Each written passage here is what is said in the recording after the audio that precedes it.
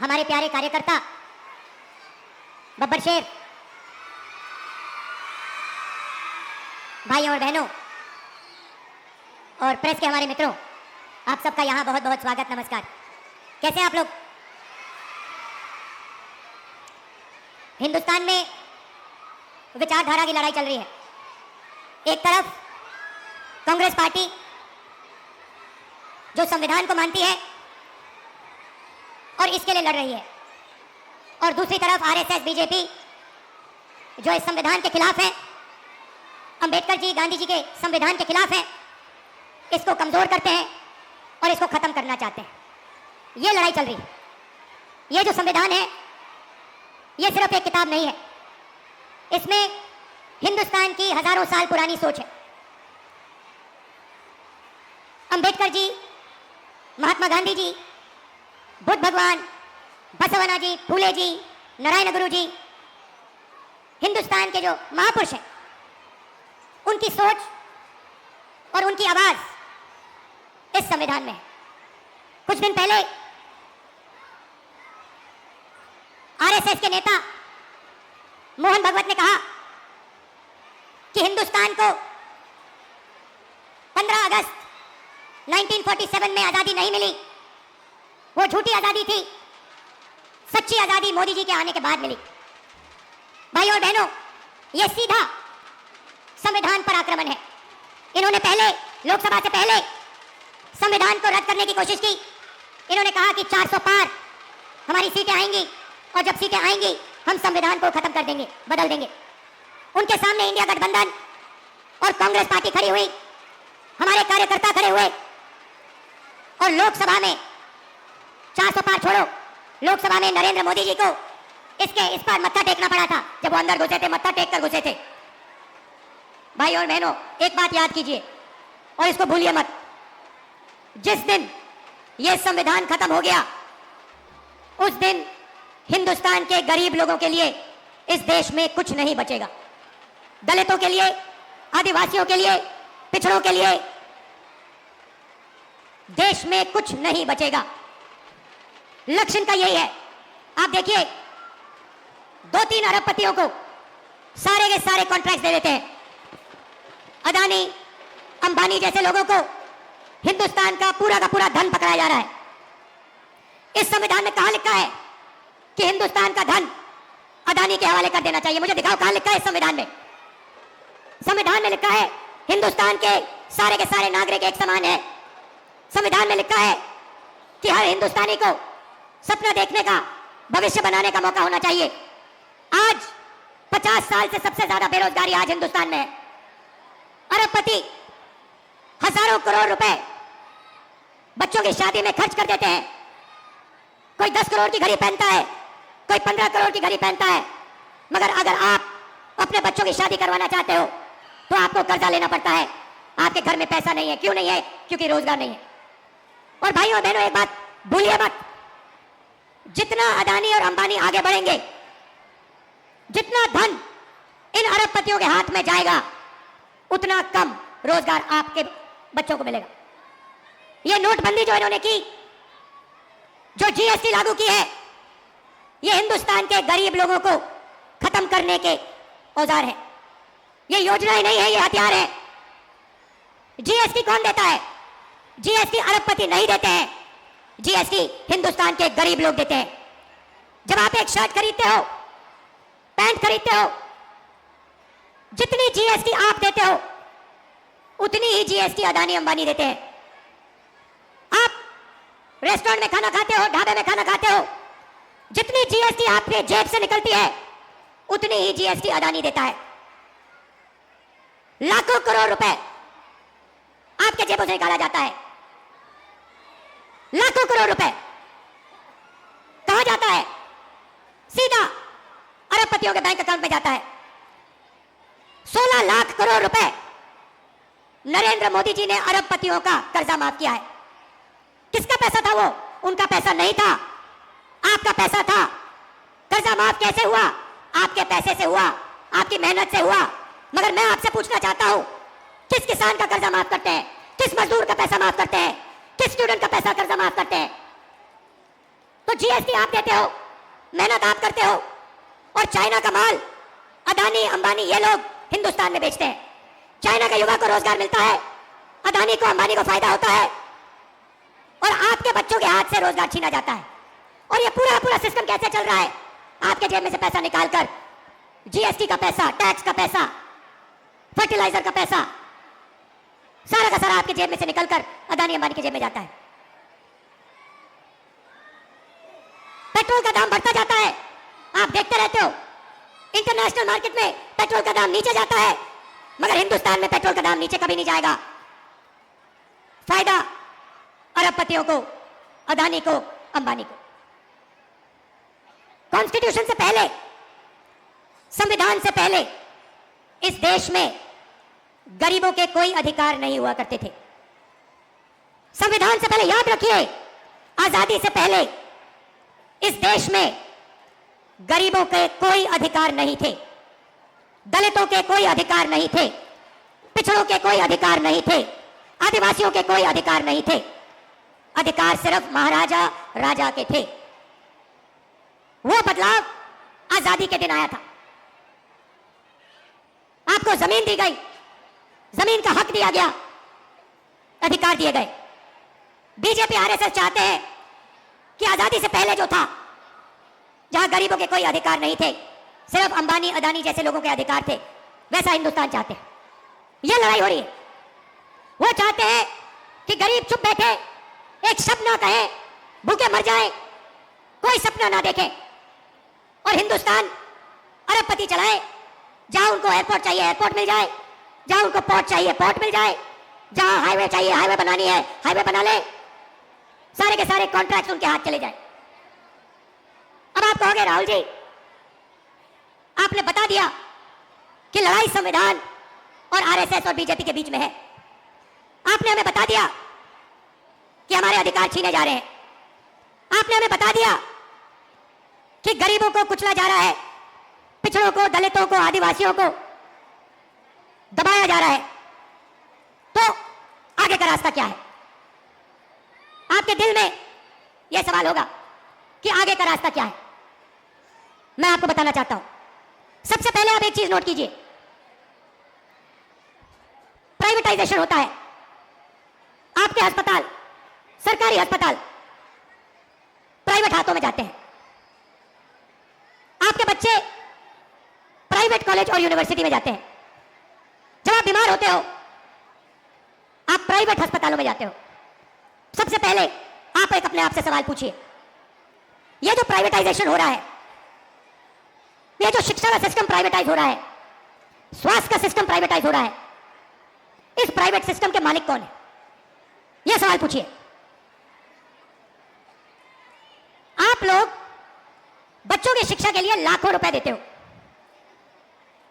क्यों देते हो? क्योंकि आप अपने बच्चों को रोजगार दिलवाना चाहते हो। हिंदुस्तान में सीधी सी बात है,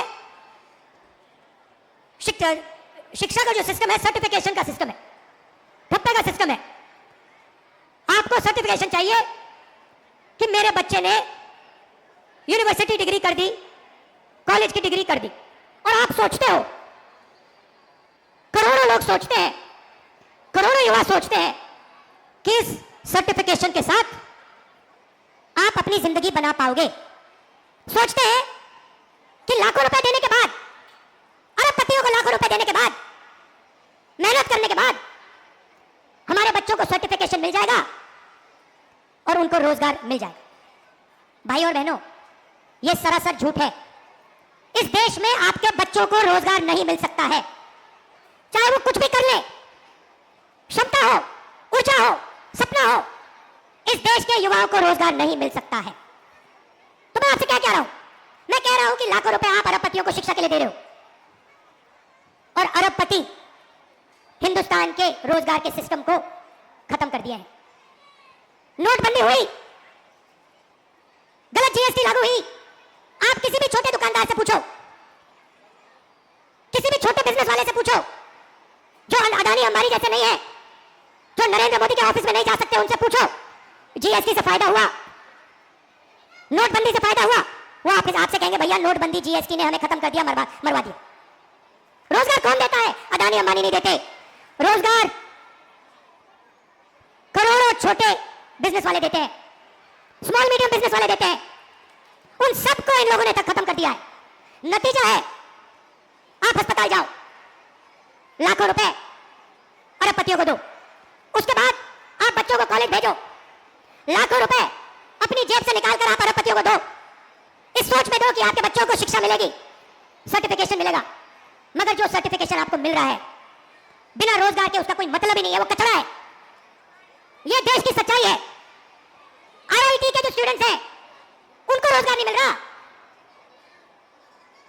आईआईएम के लोगों को रोजगार नहीं मिल रहा, आईआईटी के लोगों को रोजगार नहीं मिल रहा। आपको कहां से मिलेगा? बात समझिए, आपको गुलाम बनाया जा रहा है। दलितों को, पिछड़ों को, आदिवासियों को, गरीब जनरल कास्ट के लोगों को एक बार फिर गुलाम बनाया जा रहा है। और आप, मैं हैरान हो जाता हूं, आप देखते जा रहे हो, आपकी लाइफ बर्बाद हो रही है, जिंदगी खत्म हो रही है, आप देखते जा रहे हो। बीजेपी कहती है दूसरी आजादी मिली, सच्ची आजादी मिली। मैं आपसे पूछना चाहता हूं, राम मंदिर के उद्घाटन में आपने किसी गरीब व्यक्ति को देखा? आपने किसी मजदूर को देखा, किसान को देखा, पिछड़े वर्ग को देखा? आदिवासी राष्ट्रपति है, आदिवासी राष्ट्रपति को वो मंदिर में उन्होंने जाने ही नहीं दिया, अंदर जाने नहीं दिया। आदिवासी राष्ट्रपति को अंदर जाने नहीं दिया, दलितों को अंदर जाने नहीं दिया, पिछड़ों को अंदर जाने नहीं दिया। पार्लियामेंट का इनॉग्रेशन हुआ, राष्ट्रपति को अंदर नहीं जाने दिया। नरेंद्र मोदी हो, अंदर नहीं आ सकते, ये सच्चाई है। तो रास्ता क्या है? सबसे पहले यह पता लगाना है कि इस देश में जो धन है, जो धन है उसका कितना भाग दलितों के हाथ में है, कितना आदिवासियों के हाथ में है, कितना पिछड़ों के हाथ में है, कितना गरीब जनरल कास्ट के हाथ में है, कितना माइनॉरिटीज के हाथ में है। मैं आपसे कह रहा हूं, मैंने पता लगाया, हिंदुस्तान के सबसे बड़े 500 बिजनेसमैन कंपनियों की मैंने लिस्ट निकाली। 500 सबसे बड़े जो है अरबपति है, टाटा, बिरला, अदानी, अंबानी।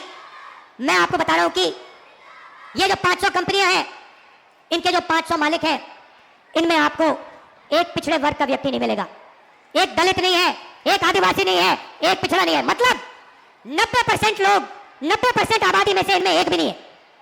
इनकी मैनेजमेंट टीम देखिए, मैनेजमेंट टीम में आपको एक ओबीसी नहीं मिलेगा, एक दलित नहीं मिलेगा, एक पिछड़ा वर्ग का नहीं मिलेगा। ये मीडिया कैमरा लिए घूम रहा है, बजाओ ताली। ये आपका मीडिया थोड़ी है, ये अदानी अंबानी का मीडिया है। आप भूखे मर जाओ, आपके बच्चे भूखे मर जाएं, आत्महत्या कर लें, किसान मर जाएं, इनको कोई फर्क नहीं पड़ता। ये अदानी अंबानी की शादी दिखाएंगे, ये उनके हैं, उनकी नौकरी करते हैं 24 घंटा। हिंदुस्तान के किसान की बात नहीं करेंगे, मजदूर की बात नहीं करेंगे, बेरोजगार युवाओं की बात नहीं करेंगे, अदानी अंबानी की शादी की बात करेंगे, अफगानिस्तान की बात होगी, पाकिस्तान की बात होगी, मगर हिंदुस्तान की बात, किसानों की बात, मजदूरों की बात ये नहीं करेंगे। और आपके हर एक के घर में घुसा हुआ है, सब बेरोजगार है हिंदुस्तान में, और कोई रास्ता नहीं। भैया टीवी देखो 24 घंटा, तो देखना ही पड़ेगा, जो ये कहेंगे देखना ही पड़ेगा। डराने में लगे हिंदुस्तान को कि देखो देखो अफगानिस्तान में क्या हो रहा है, देखो देखो उधर क्या हो रहा है। अरे हमें यह भी बता दो हिंदुस्तान में क्या हो रहा है। अच्छा, इनके मालिकों की लिस्ट निकालो, मालिकों की लिस्ट निकालो, उसमें आपको एक पिछड़ा वर्ग का नहीं मिलेगा, एक दलित नहीं मिलेगा, एक आदिवासी नहीं मिलेगा, एक गरीब जनरल कास्ट का आदमी नहीं मिलेगा, जो गरीबी से निकल के बनाया अरबपति। हिंदुस्तान की संस्थाओं को देखो, बड़ी बड़ी संस्थाओं को देखो, हाई कोर्ट देखो, कोर्ट्स देखो, जुडिशरी देखो। मुझे बता दो, दलितों के नाम बता दो, आदिवासियों के नाम बता दो, पिछड़े वर्ग के नाम बता दो, इसमें कहीं नहीं दिखेंगे आपको। मैंने बजट की बात की, मैंने आपसे कहा कि जीएसटी आप देते हो, जीएसटी आप देते हो, मतलब बजट का पैसा आप देते हो। तो मैंने पता लगाया बजट को कौन बांटता है। भाई और बहनों, 90 अफसर हैं। मध्य प्रदेश में कितना पैसा आएगा, कहां सड़कें बनेंगी, कैसे सड़कें बनेंगी, एम्स कहां जाएगा, आईआईटी कहां जाएगी, शिक्षा का पैसा कहां जाएगा, ये सारे के सारे 90 अफसर डिसाइड करते हैं। मैंने इनके नाम निकाले। मैंने कहा देखता हूं भैया, जीएसटी गरीब लोग दे रहे हैं, दलित दे रहे हैं, पिछड़ा वर्ग दे रहा है, आदिवासी दे रहे हैं, गरीब जनरल कास्ट के लोग दे रहे हैं। मैं पता लगाता हूं 90 लोगों में से दलित कितने, आदिवासी कितने, पिछड़े कितने। आप हैरान हो जाओगे। पिछड़ों की कम से कम आबादी 50% है देश में। अंदाजा है क्योंकि किसी को मालूम नहीं। 50%। 90 में से 3 लोग आपके। अगर बजट में 100 रुपया खर्च होता है, 100 रुपया बटता है, 100 रुपया बटता है तो 5 रुपए का निर्णय पिछड़ा वर्ग के अफसर लेते हैं। पीछे बैठा रखा है आपको, छोटे छोटे डिपार्टमेंट दे रखे हैं और कहते हैं चुप बैठो वहां पे, बकवास मत करो, नहीं तो एसीआर बिगाड़ देंगे, करियर खत्म कर देंगे तुम्हारा। 5% भागीदारी, 50% आबादी। 5% भागीदारी, 50% आबादी। क्या यह अन्याय नहीं है? इससे बड़ा अन्याय नहीं है। आदिवासी 8% आबादी, एक अफसर बैठा है, पीछे कहीं कोने में बैठा हुआ है। और अगर 100 रुपए का निर्णय होता है, बजट में 100 रुपए बढ़ते हैं, तो 10 पैसे का निर्णय आदिवासी अफसर लेते हैं। दलित 15% आबादी, 3 अफसर और 100 रुपए में से 1 रुपए की भागीदारी। मतलब अगर आप सबको जोड़ दो, दलित जोड़ दो, आदिवासी जोड़ दो, पिछड़ा वर्ग जोड़ दो,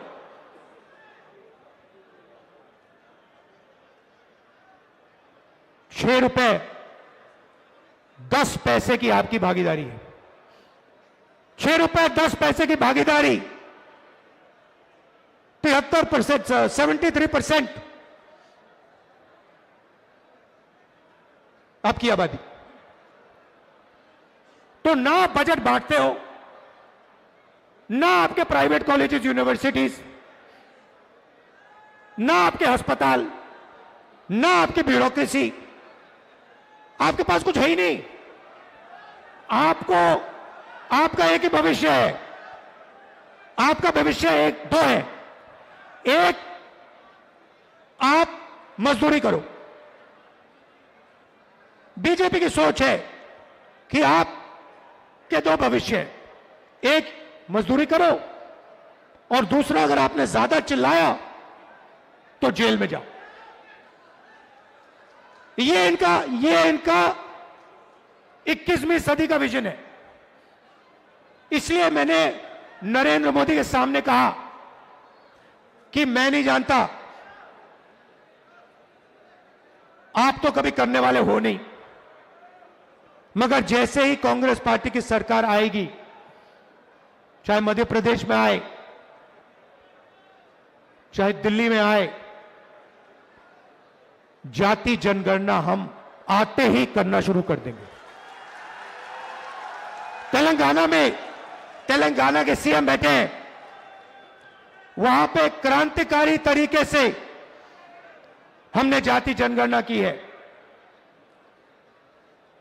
कुछ ही समय में हम तेलंगाना को दिखाने जा रहे हैं कि तेलंगाना में दलितों की कितनी भागीदारी है, पिछड़ों की कितनी भागीदारी है, आदिवासियों की कितनी भागीदारी है, कौन सी संस्था में कौन कौन बैठा हुआ है। तेलंगाना में हमने काम शुरू कर दिया, कर्नाटक में हमने काम शुरू कर दिया, और ये क्रांतिकारी निर्णय होगा। भाई और बहनों, 90% आबादी को पता लग जाएगा कि इस देश में हमारी कितनी भागीदारी है। 90% को आज आपको दिख रहा है। पिछड़ों को यह भी नहीं मालूम कि देश में उनकी कितनी आबादी है। कितनी शर्म की बात है। नरेंद्र मोदी जी कहते हैं मैं ओबीसी हूं, और आज तक इस देश के ओबीसी को, इस देश के पिछड़े वर्ग को अपनी सच्ची शक्ति, अपनी सच्ची आबादी नहीं मालूम। यह पिछड़ों के खिलाफ अन्याय है, यह दलितों के खिलाफ, आदिवासियों के खिलाफ अन्याय है। इसीलिए हम जाति जनगणना लागू करेंगे, पूरे देश में लागू करेंगे,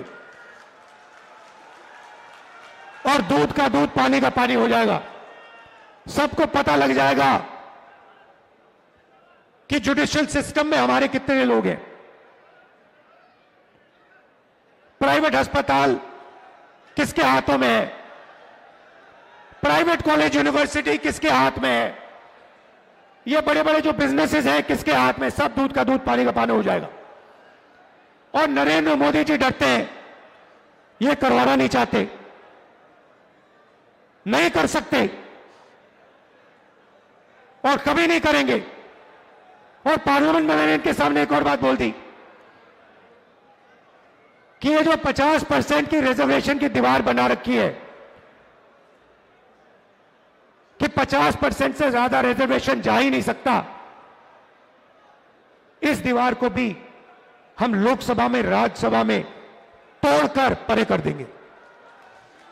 कोई नहीं रोक सकता इसको। रिजर्वेशन को 50% से ज्यादा हम करेंगे, हमारे स्टेट्स में करेंगे, और नेशनल लेवल पे दिल्ली में हम कानून पास करके इसको, दीवार को तोड़ेंगे। भाई और बहनों, सबसे जरूरी बात, ये अंबेडकर जी का जो संविधान है,